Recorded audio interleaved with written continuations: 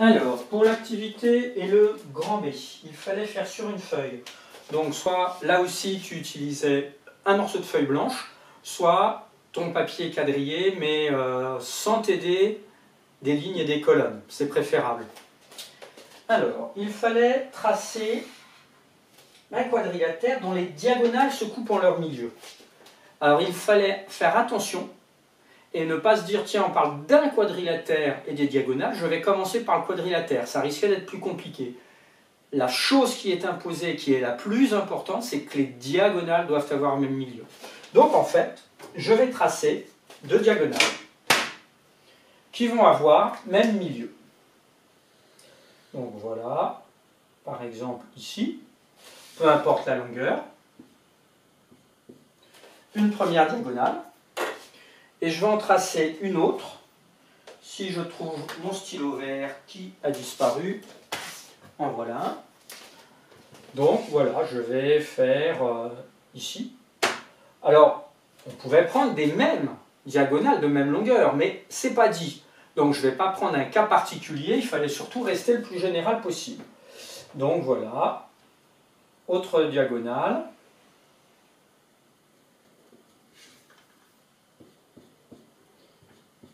Et là, ces deux segments ont bien même milieu, qui est ici.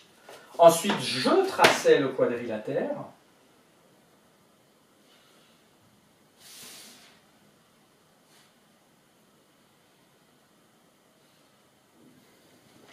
Et là, c'était le moyen le plus simple d'avoir un quadrilatère dont les diagonales ont absolument même milieu. Donc c'est un peu un travail similaire à celui que tu as fait avec l'ordinateur. Quelle est la nature de ce quadrilatère? Justifié. Alors, là, on savait que les diagonales ont même milieu. Les diagonales ont, j'écris en abrégé, puisque là c'est une correction, même milieu. Alors il s'appelait par exemple A, B, C, D, et je vais l'appeler, tiens, grand M. Les diagonales ont même milieu. Qu'est-ce que ça veut dire à ce moment-là? Eh bien, que ce milieu, il est centre de symétrie, ici, de A et C, et qu'il est aussi centre de symétrie de B et D.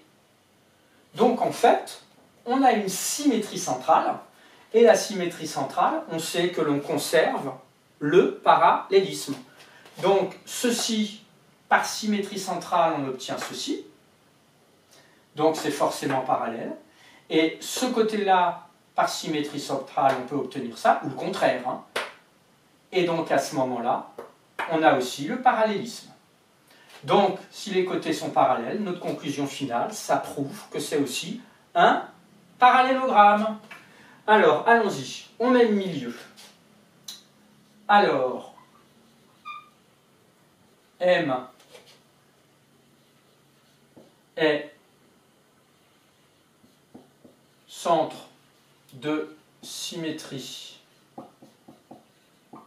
Il faut que je change de feutre, il rentre tout doucement. Lame, centre de symétrie de la figure.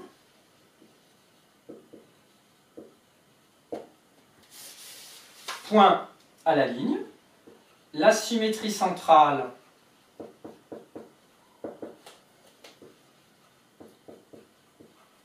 conserve le parallélisme. Parallélisme, attention à l'orthographe, deux R, deux L.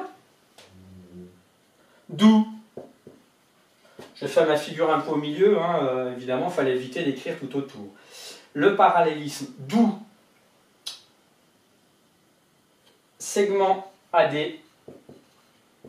parallèle au segment CB. et ces deux segments-là parallèles entre eux, point virgule, donc ABCD est un parallélogramme. Hop. Donc, grâce à cette activité préparatoire, on vient de prouver qu'un parallélogramme a un centre de symétrie, obligatoirement, et vous allez voir que ça va avoir plusieurs incidences dans les propriétés du cours.